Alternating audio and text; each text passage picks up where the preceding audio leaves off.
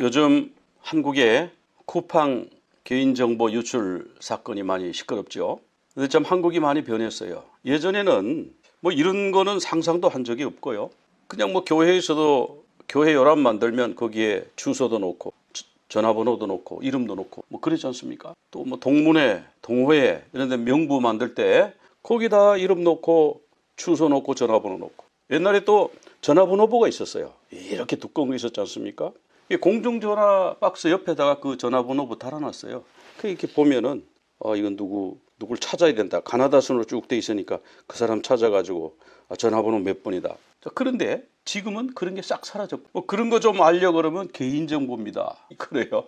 이제 저도 처음에 미국에 왔을 때는 운전면허증에 소셜 넘버가 들어가. 그 소셜 넘버가 한국으로 말하면은 주민등록번호인데 뭐 그러더니 운전면허증에서 그 운전면허증이 미국에서는 주민등록증 아닙니까? 거기서 소셜 번호를 다 뺀다는 거예요. 왜 그러냐 그러니까 그거를 도용해 가지고 뭐 크레딧 카드를 가짜로 만들어서 뭐 그렇게 하는 일이 있기 때문에 뺀다. 요즘 그래서 운전면허증에 소셜 넘버가 안 들어갑니다. 그리고 이제 가끔 저한테 이메일이 와요.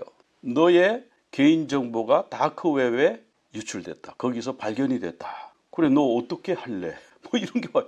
그럼 어떡합니까? 제가 흘린 거 아니고 제가 뭐 이렇게 통신회사 스마트폰 써야 되니까 통신회사 뭐 이런 데 가입했는데 거기서 뚫려버린 거예요. 그래서 소셜 넘버도 다 거기 유출이 됐다는 거예요. 야, 그러니 이게 한두 사람이 아니고 미국에도 아마 수천만 명 뭐 어쩌면은 1억 명도 넘는 사람들의 개인정보가 이름, 전화번호, 주소, 소셜 넘버 이런 것이 다 해킹 당해가지고 다크웹이라는데 이렇게 돌아다니고 있다는 거예요. 뭐 어떻게 생각하면 참 그게 불안하게 느껴질 수도 있고 또 뭐 그래봤자 뭐 그렇게 걱정되는 것도 없는데 뭐 이렇게 생각하면 또 별일 아닐 수도. 근데 이 대한민국에서는 그런 일들이 없었냐? 어마어마하게 많았더라고요. 제가 쭉 찾아보니까 여기에 지금 몇 개 적어놨는데 이거 말고도요 더 있어요. 더 이걸 제가 앞으로 계속 좀 찾아보려고 그래요. 그 우리나라의 개인정보 유출 역사가 어떻게 됐는가. 이거 보니까 2008년도부터 유출된 걸로 좀 통계가 나오더라고요. 그 전에 뭐 2000년도 이럴 때는 참 순박하게 살았다는 거죠. 그때 스마트폰 나오기 전이니까 그때는 뭐 순박하게 뭐 살았습니다. 내 전화번호, 주소 뭐 이런 거 알아도 괜찮아요. 그 사람이 또 나한테 전화하고 싶으면 전화하려면 전화번호부가 있어야 되잖아요. 그러니까 괜찮았어요. 그리고 그때는 가정에 뭐 전화가 가정에 한 대 뭐 두 대 이렇게 있었지 개인별로 있는 시대가 아니에요. 그때는 또 뭐 인터넷 있긴 있었지만 그때는 뭐 해킹 이것이 이렇게 광범위하게 이렇게 될 줄은 몰랐죠. 여기 한국에 쭉 이제 2008년도부터 2007년도에 이제 아이폰이 나왔으니까 아마 2008년도부터 이런 사건이 터진 것 같아요. 그러니까 스마트폰이 나오고 나서부터 이런 일들이 이제 생긴 겁니다. 여기 보니까 1,800만 건, 규모가 어마어마하네요. 또 3,500만 건, 1,300만 건. 2024년도에는 이 카카오페이가 알리페이에다가 우리나라 국민들의 이런 정보 6년 동안에 이런 정보들을 알리페이에다가 그냥 마구마구 퍼다 준 게 몇 건요? 542억 건이래요. 542억 건. 뭐 1,000만 건 이런 거는 뭐 그 아예 말도 못 꺼내겠네요. 그다음에 또 올해인가요? 원래 그 KT 기지국을 가짜로 또 만드는 또 기술을 중국 사람들이 그걸 어떻게 또 개발해가지고 그래서 기지국을 설치해 놓고 소액 결제 그 뭐 10,000원, 20,000원 이런 걸 말하는 모양이에요. 그런 소액 결제를 해가지고 소소하게 돈을 빼가지고 갔다. 또 올해 있었던 걸로는 SKT가 해킹을 당해가지고 2,300만 명의 정보가 중국으로 갔잖아요. 중국에 해킹을 당했잖아요. 그래가지고 뭐 그 유심입니까? 그 안에 칩을 바꾼다 뭐 난리가 났었어요. 난리가. 그러다 요 최근에는 쿠팡에서 3,370만 명의 정보가 나갔다 이러는데 쿠팡에서는 아니다 3,000건밖에 안 나갔다. 우리가 그 범인한테 범인을 뭐 붙잡아 가지고 그 범인이 그 정보를 어떻게 했는지 노트북을 어디에 버렸는지 해가지고 강에서 잠수부 동원해가지고 다 찾아보니까 3,000건밖에 안 나갔다. 뭐 이렇게 얘기도 합니다. 자, 카카오페이 여기 중국 자본이 많이 들어와 있다고 그래요. 지금 자꾸 이제 그 중국화가 돼가요. 중국화가 돼가는데 농지도 중국 사람들이 토지도 사버리고 우리나라는 시골에 가면은 농촌에 농사 지을 사람이 없어요. 그죠? 할아버지들 할머니들 계시는데 얼마 안 남았잖아요. 뭐 돌아가시고 그러면 그 토지가 먹는 거예요. 그래서 그런지 정부에서도 이 신경을 안 쓰더라고요. 근데 이 중국 사람들이 그 토지를 사면 와서 농사를 짓겠어요? 중국 사람들이 시골이나 농촌 가서 농사를 짓겠어요? 사가지고 뭐 하냐? 사가지고 기다리는 거죠. 뭐. 중국에는 개인이 땅을 소유할 수가 없으니까. 땅을 살 수가 없잖아요, 중국은. 임대는 할 수 있어도. 그러니까 야, 여기 내 땅이 있다. 저 한국에 가면 내 땅이 있다. 그렇게 하고 또 거기다 뭐 농사를 짓는데요. 뭐 배추 같은 거 농사 지어가지고 이걸 또 한국에다 파는 게 아니고 중국으로 가져가서 중국에다 판대요. 그러면 이게 한국 배추가 돼가지고 엄청 비싸게 팔린대요. 그러니까 뭐 이런 재테크하는 사람도 있고 뭐 땅을 사가지고 그냥 소유하고 있는 사람도 있을 테고. 근데 뭐 그렇게 저렇게 해서 뭐 기업들을 이제 막 사들이고 우리나라 채권을 사들이고 그러다가 지금 뭐에 진출했어요? 이 스마트폰, 이 통신망에 진출을 했는데 이 카카오톡이 중국 자본이 많이 들어왔다 그러잖아요. 그러면 어떻게 됩니까? 통신망에는 개인 정보가 거기 잔뜩 모여 있잖아. 전화 걸려면 다 개인 정보잖아요. 이건 누구 전화, 이건 누구 전화, 뭐 다 개인 정보 아닙니까? 그게 중국으로 다 넘어가게 생겨. 그래서 지금 이런 일들이 자꾸 일어나요. SK텔레콤 여기도 이 유심 정보가 넘어가는 바람에 이제 복제폰을 만들 수 있다. 뭐 이런 얘기가 나오고 KT 이런 거 나오고 그다음 쿠팡.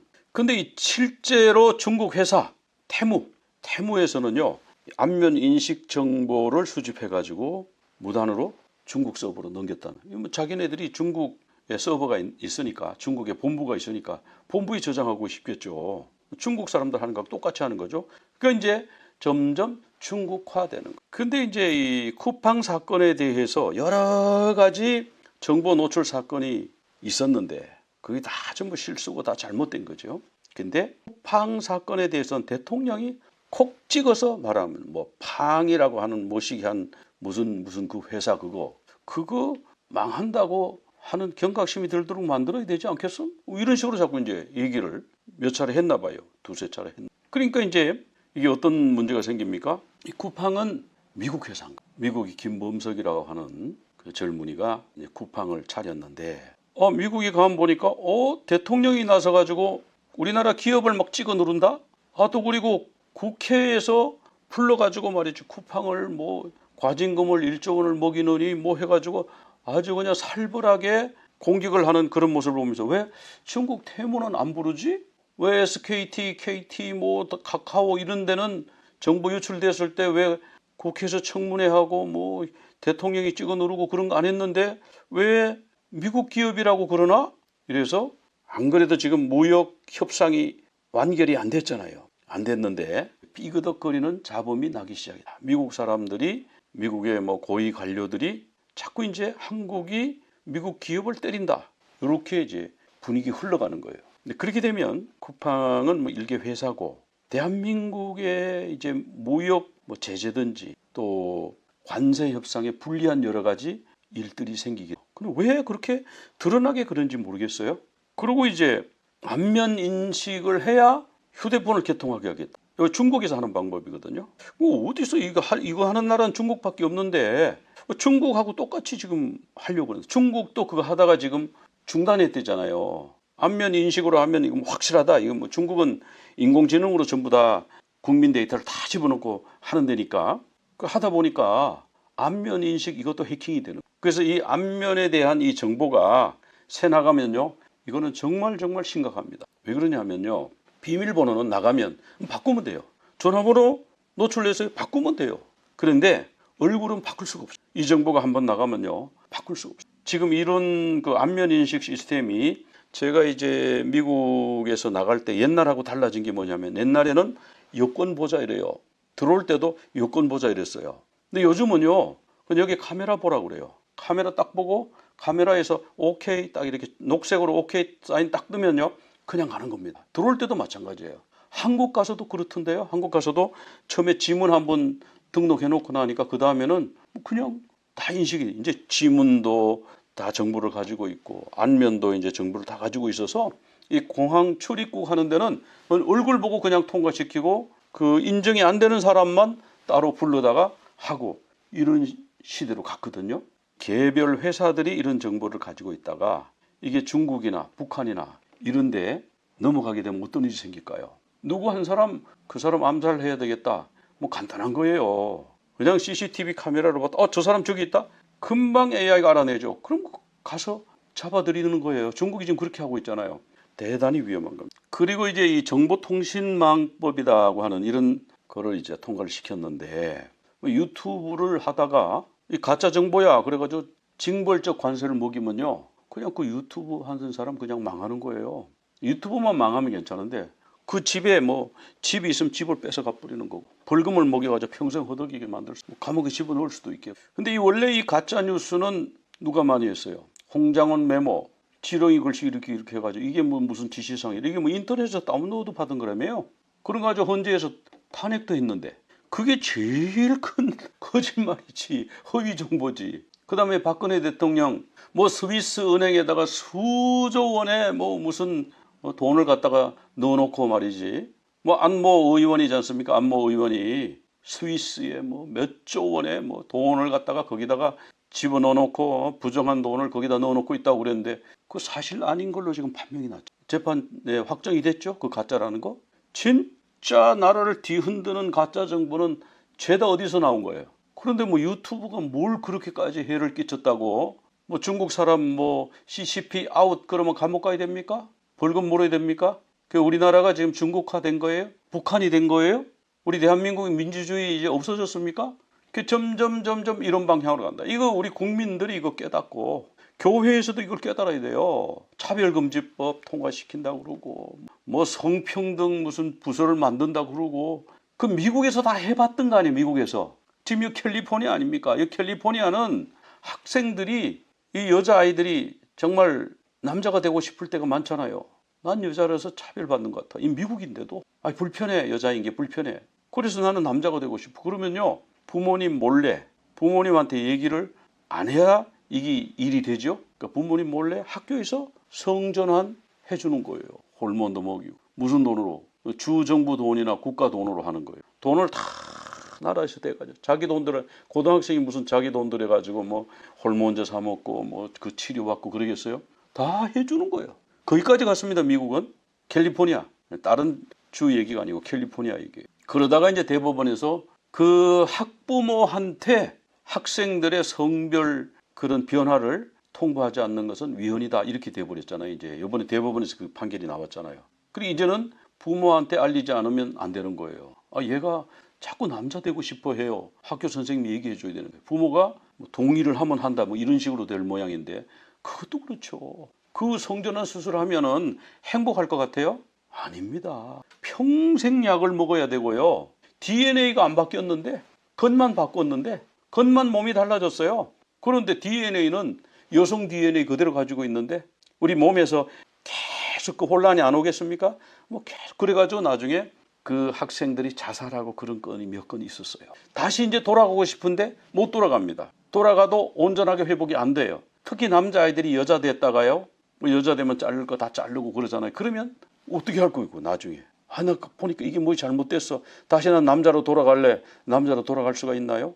없는 거예요. 여기까지 가봤어요. 여기까지 가봤는데 한국도 지금 뭐 하려고 그렇게 가려고 하는지 저는 모르겠어.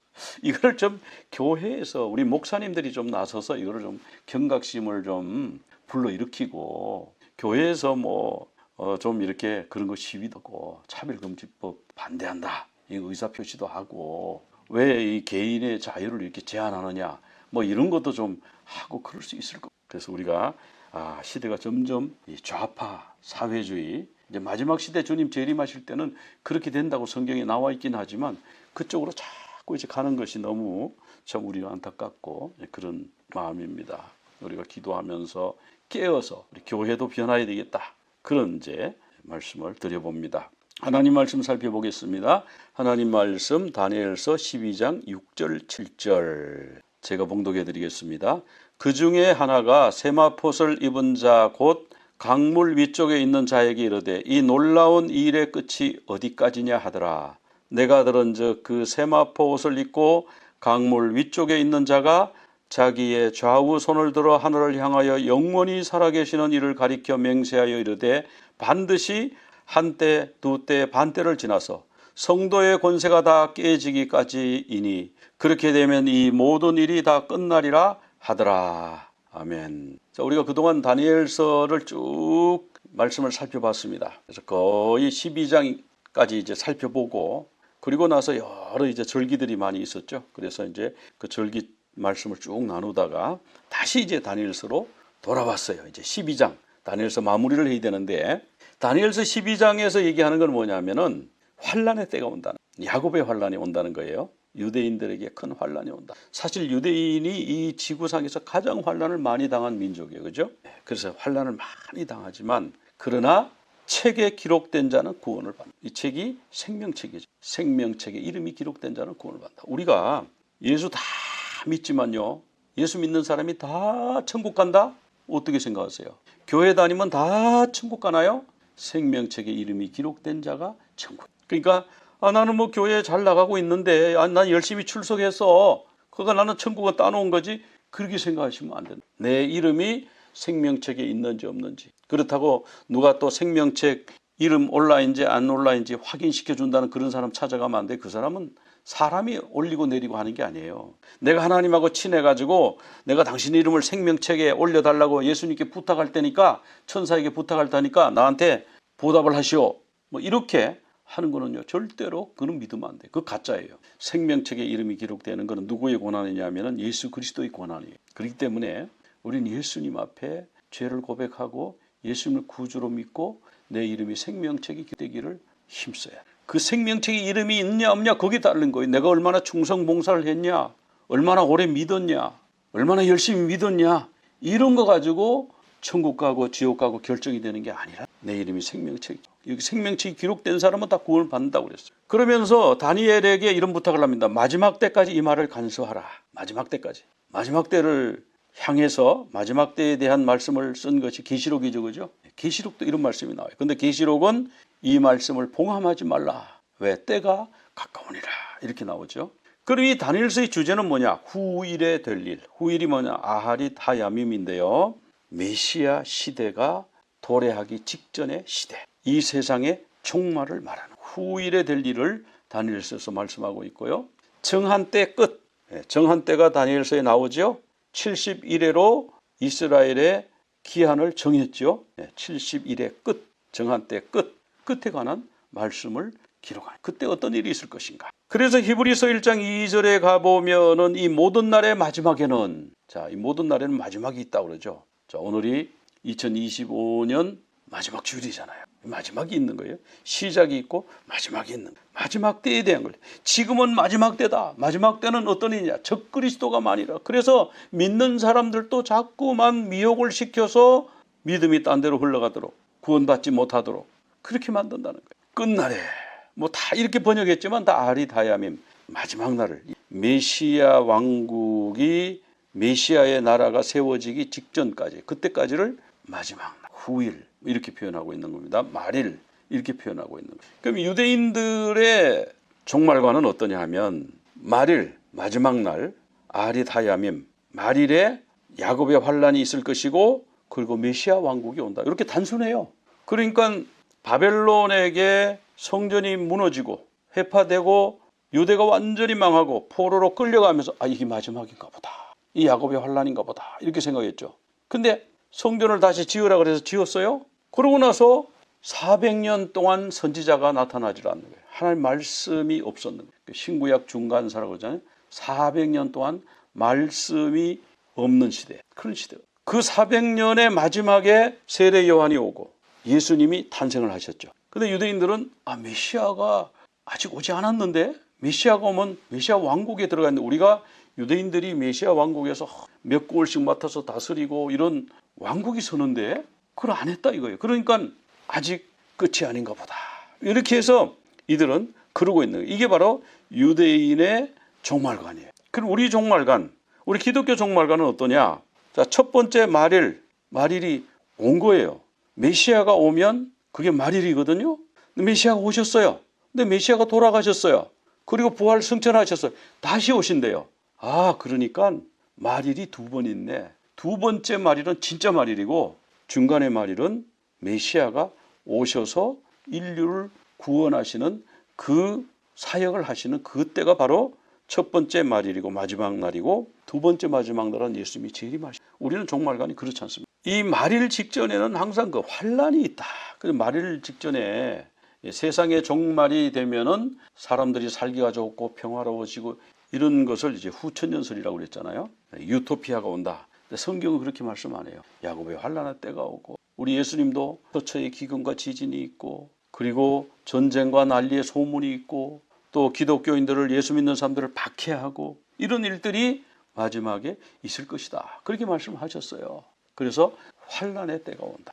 그 환란의 때에 대해서 지금 성경에서 다니엘서에서 이제 말씀을 해주고 있는데 이 다니엘서에서 나오는 중요한 타임라인 중에 하나가 뭐냐면은 70일이라는 거예요. 근데 이 70일에는 우리 이방인들, 우리 한국 사람들, 미국 사람들의 타임라인이 아니에요.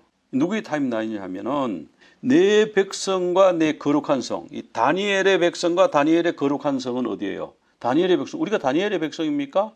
아니죠. 다니엘의 거룩한 성에 우리가 살고 있나요? 아니에요. 이건 누구냐 하면은 유대인을 말하는 유대인. 유대인을 위해서 이스라엘을 위해서 70일에로 기한을 정했다. 이렇게 나오거든요. 70일에. 그러니까 이 70일에가 도대체 뭐냐? 1에는 7인데 7 곱하기 70하면 490이잖아요. 그럼 490일인가? 그럼 해석이 안 되게 490일은 뭐 1년 남짓 2년 채 안 되는 기간인데 그게 무슨 유대인을 위한 기한이 될 수가 있어, 타임라인이 될 수가 있어요? 그러니까 이제 490년이다. 이렇게 이제 해석을 하게 된 거예요.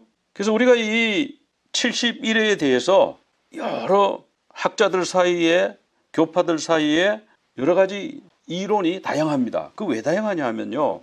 내 백성 이거를 어떻게 해석하냐에 따라 너의 백성, 너의 백성이 나의 백성이다. 어떤 사람은 그렇게 생각을 하는 거예요. 나의 백성. 맞아요?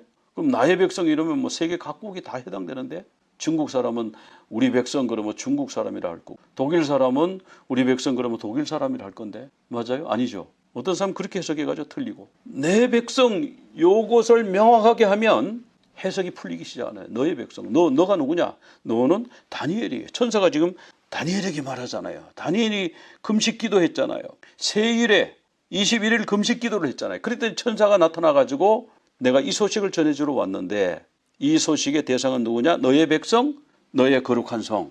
이렇게 전해준 거. 그러니까 여기서 내 백성을 누구라고 해석하냐? 이방인이라고 해석하느냐? 유대인이라고 해석하느냐? 거기에 따라서 이제 두 갈래 길이 있는데 잘못된 길로 가면 아무리 해석을 잘해도 안 나오는 거죠. 거기는 아무리 가도 결과가 안 나오는 거예요. 이거는 잘못된 길이기 때문에 여기서 이제 바른 길로 가야 돼요. 그럼 너의 백성 누구겠어요? 유대인 아닙니까? 다니엘의 백성? 그렇게 봐야 되는 거예요. 그다음 너의 거룩한 성.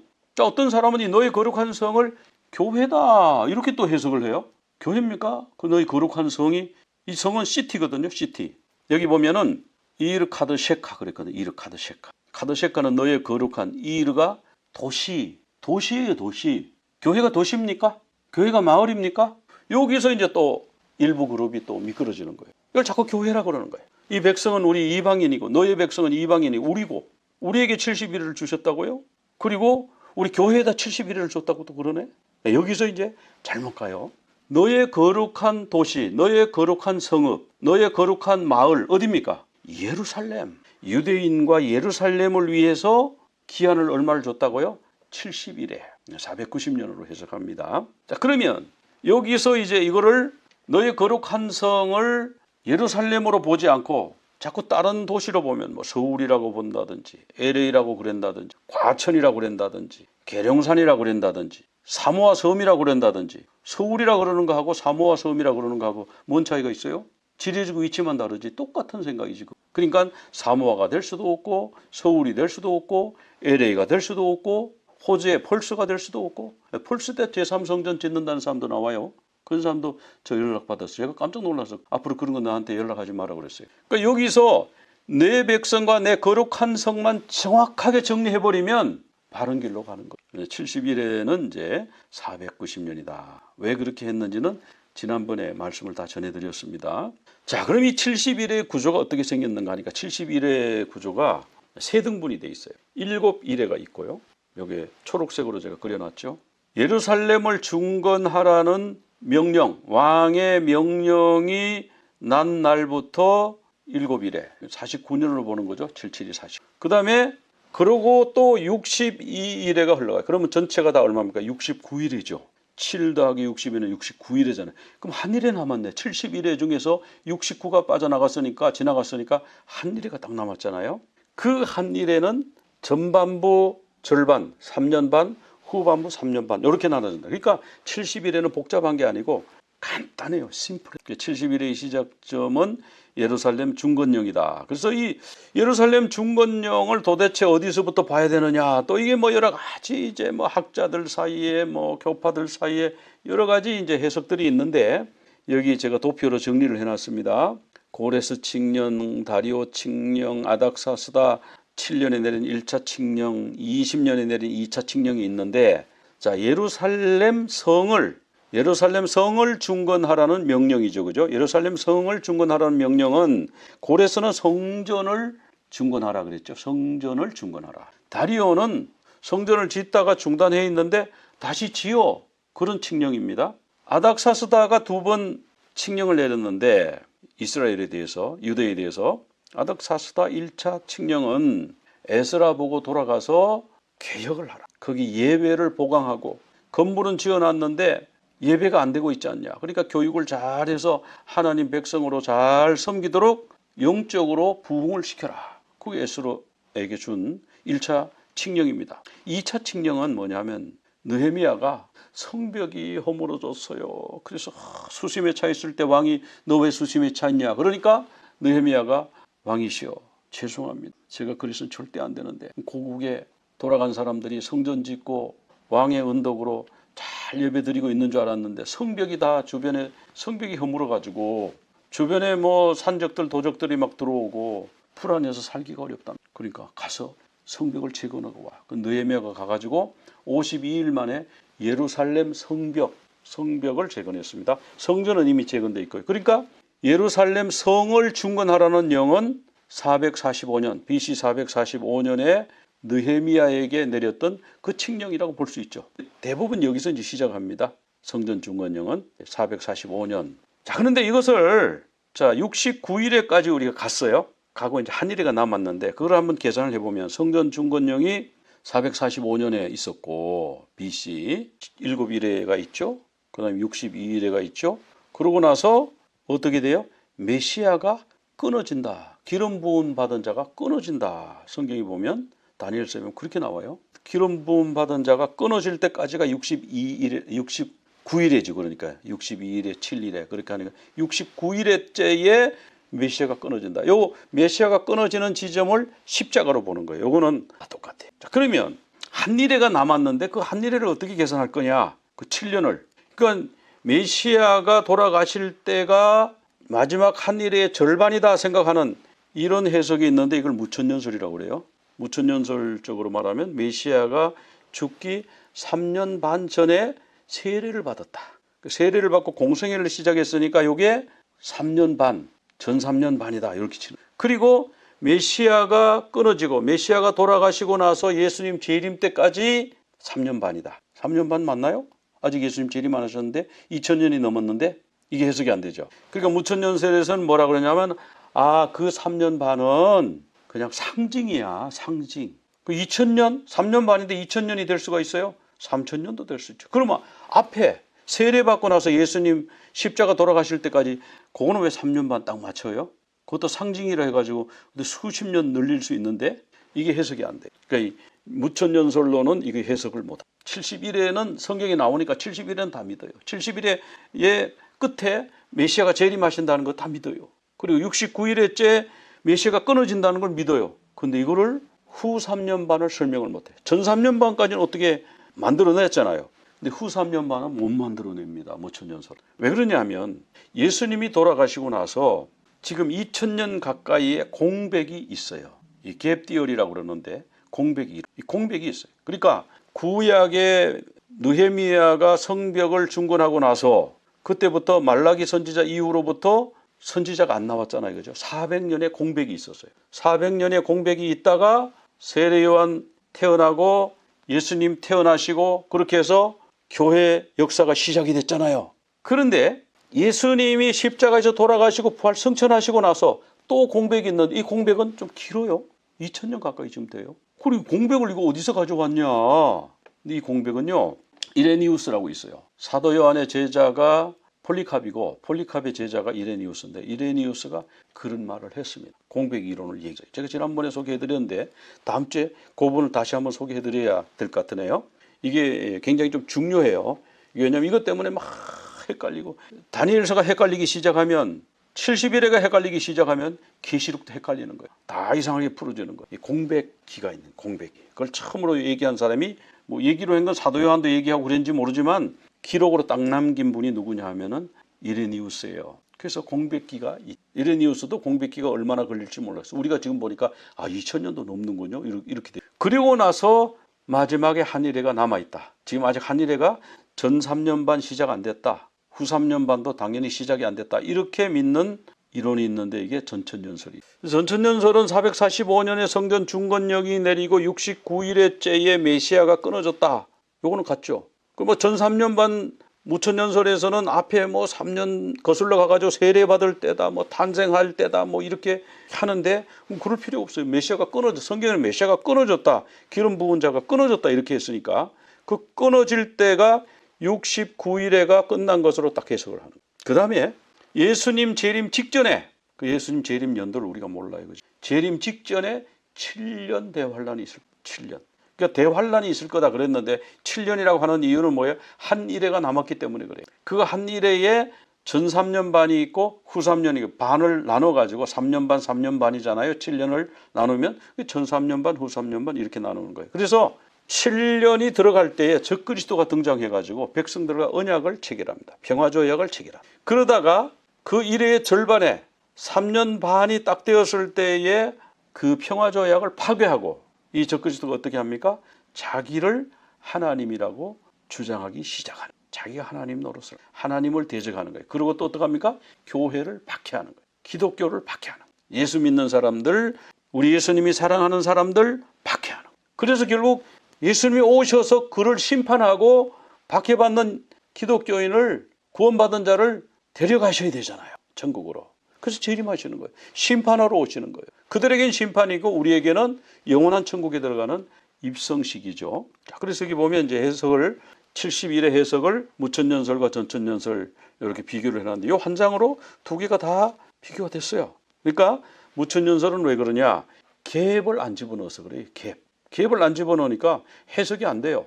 마지막 한일회가 그러면 예수님 돌아가시고 나서 그럼 끊어지고 나서 한일회가 있다 그러는데 그 7년밖에 안 남았는데 해석을 안 되는 거예요. 그런데 전천년설은 교회 시대가 쭉 계속되는데 이게 이방인의 때 아니에요? 이방인의 때가 계속된다. 유대인의 때가 이제 멈춰졌어요. 예수님 십자가에 못 박고 뭐 그러면서 유대인의 때가 끝나고 이제 이방인의 때가 쭉 가다가 나중에 유대인들이 회심을 하게 된다고 그러잖아요. 회심을 해서 결국은 다 이제 7년 조약, 7년 평화 조약을 맺게 되면서 예수님 재림까지 이어지는 그런 것이 바로 전천년설적인 70일의 해석입니다. 그리고 다음 주에 또 우리 자세히 한번 살펴보는데요. 우리 여기서 중요한 거는 이제 뭐냐 하면 헷갈리지 말자. 너의 백성 이것만 줄기 딱 잡으면 돼요. 너의 거룩한 성 예루살렘 이렇게 딱 정리가 되면 돼요. 여기서 잘못 가면 뭐 이걸 교회라고 풀어버린다든지 참 그렇게 푸는 분들한테는 참 죄송한 말씀인데 너희 거룩한 성을 어떻게 교회라 풀 수 있냐고요. 교회는 도시가 아닌데 교회는 성이 아닌데 그죠? 너희 거룩한 성을 했을 때는 그냥 어떤 개념이었을까요? 집단적으로 사람이 모여 있는 거를 그냥 성이라 그랬을까요? 아니죠. 성벽이 있고 집을 지어놓고 사는 실제 지리적으로 물리적으로 존재하는 그거를 성이라고 그러는 거 아니에요? 그걸 시티라고 그러는 거 아니에요? 영어로는 시티로 하고 히브리 말로는 이르라고 번역했는데 그 이르가 시티인데요. 거기서 바로 잡으면 그 다음에 곁길로 안 가게 된다. 그 다음에 69일의 후에 메시아가 끊어지고 여기까지는 다 같아요. 그럼 한일회가 남았는데 70일에서 이 한일회를 어떻게 처리할 거냐. 중간에 이방인의 시대가 있다. 이건 예수님도 말씀하셨고 계시록에도 보면 이방인 시대에 대해서 말씀하고 있잖아요. 이방인 시대. 로마서에 가면은 창감람나무 뭐 젖붙인 감람나무 그런 말씀 쭉 하다가 나중에 이방인들의 시대가 끝나고 복음을 듣고 천국 가고, 그러니까 유대인들이 시기가 나서 자기들도 돌아온다, 그런 말씀이 나오잖아요. 돌아오는 자 그루터기, 남은 자는 구원받으리라. 그게 로마서 내용이잖아요. 그렇게 해서 다시 주님이 재림하실 때는 7년 평화조약이 있다. 요런 프로세스, 타임라인, 요런 우리가 기억하면은 헷갈릴. 만약에 또 저희 이 해석이 뭐 틀렸다 그러면 댓글로 좀 이렇게 쭉 좀 알려주시고요. 그럼 제가 자세히 읽어보고 제가 또 연구해 보겠습니다. 근데 제가 여러 가지를 보면서 결국은 찾아낸 결론은 마지막 하늘이가 남았다. 우리 주님은 그때 오신다. 우리 주님 오시기 직전에 7년 전에 적그리스도가 나타나서 이스라엘과 평화조약을 맺고 세계와 평화조약을 맺고, 그 절반에 3년 반이 지나가면 돌변해서 조약을 깨고 자기가 하나님이라고 그러고 크리스천들을, 구원받은 백성들을 박해할 것이다. 이제 그 얼마 남지 않았죠. 우리가 잘 준비하면서 깨어서 날씨가 어떻게 되나, 내일 날씨가 어떻게 되나 이런 걸 살피는 것처럼 이 세상이 어떻게 변하나 이런 정세를 살피는, 그래서 깨어있는 우리 모두가 다 되시기를, 그래서 주님 맞이하는 우리 모두 다 되시기를 간절히 축원합니다. 우리 기도드리겠습니다. 하나님 아버지, 오늘 이 다니엘서 말씀을 다시 정리하면서 우리가 그동안에 이런저런 이론들로 인해서 복잡했던 것을 단순화시켜서 말씀의 원어에 첫 번째 주신 그 말씀의 의미에 가깝도록 저희들이 살펴보았습니다. 주님 지혜를 주시고 또 주님께서 가르침을 주셔서 틀리지 아니하고 잘 주의 말씀을 밝히 알 뿐만 아니라 그 말씀을 따라서 순종하고 주의 오심을 준비하고 기다리는 우리 모두 다 되게 하여 주옵소서. 예수 그리스도 이름으로 기도드리옵나이다. 아멘. 다 같이 자리에서 일어나셔서 마라나타 찬양하겠습니다.